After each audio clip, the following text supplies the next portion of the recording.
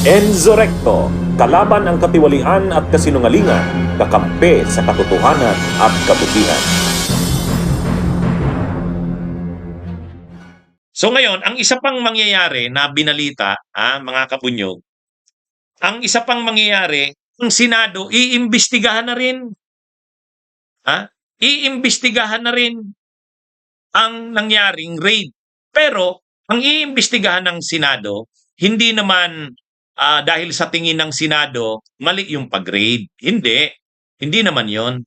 Ang iimbestigahan ng Senado, bakit parang may mga kilalang tao na parang inaabsuelto? Yan yung yan yung iimbestigahan ng Senado. Mga kabunyog. Yan ay ayon kay Senador JB Ejercito. Nabanggit din kasi ito ni Ombudsman Boying Rimulya. Sa isang programa ni Ombudsman Boying Rimulya sa radyo, sinabi niya, iimbestigahan nila ang NBI. Sabi ni Ombudsman Boying, bakit parang may mga tao na kasama sa naaresto doon sa raid, hindi kinasuhan? Ang apelyido nga daw ay Tan. Sabi ni Mike Defense, sabi ni Ombudsman Boying Rimulya, may naaresto daw doon yung lalaki daw doon, may kasamang babae, yung babae na naaktuhan sa kwarto, nagkipa nga daw ng mukha. Ngayon, yung lalaki na yon, anya, Tan daw ang apelyido noon, hindi natin alam kung sinong Tan yun. Di siyempre, pag Tan, malaking apelyidong Tan, alam naman natin yan, kilala yan. Kaya lang, ang sabi ni Ombudsman Boying, pinalibre daw pinalibre, hindi daw kinasuhan. Samantalang naaktuhan. Kaya ayon kay Ombudsman Boying, hindi tama 'yon. Kasi parang ito, Abante Radio, Wakwak President inabsuelto, Rimulya iimbestigahan ang raid ng NBI sa Pasig KTV raid. Yan Yan yung yan yung balita.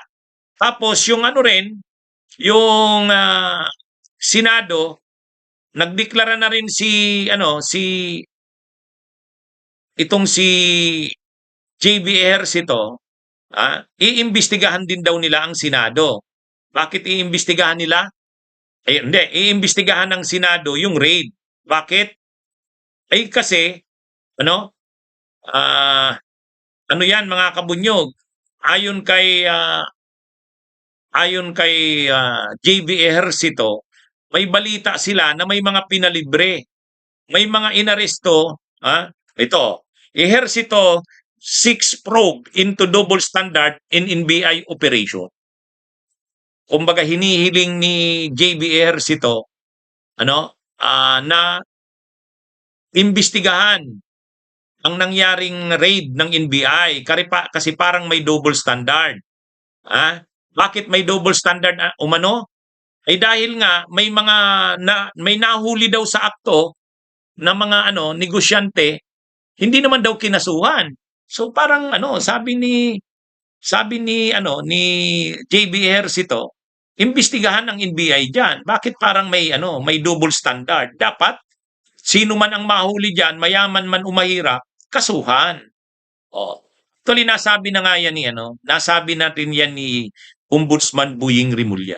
Pero sabi naman ni Director Melvin Matibag, handa naman daw silang harapin yan. Kung mayroon daw investigasyon na gagawin ng Senado, haharapin daw nila yan. Ipapaliwanag daw nila dahil hindi daw totoo na hindi daw totoo na double standard o parang may inabsuelto sa nasabing raid. Pero may lumabas dito, sabi dito, noong September 19, 2024 sa Billionario.co, sabi dito, why can't we do it on Fridays? JB Ejercito claims Lawrence Tan led Wakwak board freezing him out after rejecting share split proposal. So ito naman ngayon ang sagot ng dito. Kaya daw yan mainit si JB Ejercito kasi may away siya, may away at may issue si JB Ejercito doon sa president ng official ng homeowners ng Wakwak board. itong negosyanteng si Lawrence Tan. Ay ito yata yung pinapangalanan na inabsuelto daw ni Director Melvin Matibag. O kaya parang tinitingnan din, may politika din itong si JB Ejercito. Kasi parang iimbestigahan ng Senado dahil ang nai-involve na Filipino-Chinese doon ay kalaban niya doon sa Wakwak. Resident yata ito sa Wakwak si JB Ejercito. Anyway, palaki ng palaki ang ito, mga kabunyog, palaki ng palaki itong isyong ito. Maraming mga nasasangkot dito dahil lang dito sa itong pagkaka-raid dito sa negosyong ito na iniuugnay kay Mike Defensor. Ano ito, mga kabunyog? Tama naman yung pinapanawagan ni JB Ejercito at saka ni Ombudsman Buying na dapat walang double standard. Sino man ang nasangkot diyan, naaktuhan diyan, kasuhan. Kaya lang mayroon namang lumalabas dito na hindi, may politika yan si JB, kaaway niya daw yung naaresto, yung naaktuhan na yun na Filipino-Chinese. Sabi ng mga balita. Anyway, hindi ko alam kung seryoso si JB Ejercito diyan. Si Ombudsman Buying medyo hindi na inuulit yung statement. Galing kasi kay Ombudsman Buying yun na dapat imbestigahan din ng NBI kasi nga parang may inaabsuelto. Tapos sinigundahan ni JB Ejercito. Pero ngayon, parang tahimik na. Hindi natin alam. Ano bang nangyari? Magpapatawag pa ba ang Senado ng investigasyon? Dapat. Kung talagang totoo yung sinasabi ni Ombudsman Buying at saka yung sinasabi ni JB Ejercito na mayroon ngang kilalang personahe, mayamang negosyante na nasangkot diyan, na naaktuhan, na aresto pero hindi kinasuhan, inabsuelto, ay dapat imbestigahan.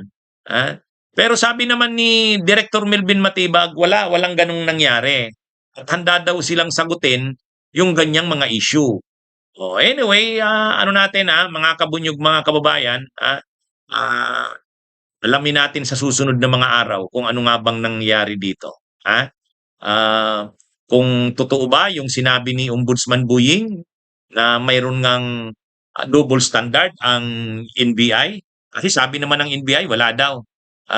At kaya daw nilang sagutin yan kahit sila'y ipatawag sa investigasyon. Okay, mga kabunyog, mga kabayan, magandang araw sa inyong lahat. Lagi nyo pong subaybayan ang aking mga talakayan. Magandang araw sa inyo. Mabuhay po tayo. Bunyog, halikan na kasama ka. Bunyog, kapag buklod ay may pag-asa. Luzon, Visayas, Mindanao, isa ang pananaw. Sa bagong Pilipinas ang bunyog isisigaw. Bunyog.